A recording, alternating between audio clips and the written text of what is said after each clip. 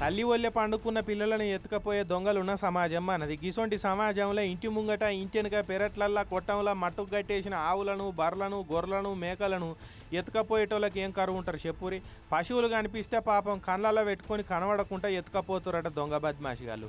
గుంటూరులో ఈ నడుమ పశువుల దొంగలు అరుంధతి సినిమాల పశుపతి లెక్కనే ఊరు మీద పడి దొరికిన జీవరాశిని దొరికినట్టు బండ్లే గుక్కి హైదరాబాద్లో కోతకు అమ్ముకుంటున్నారట.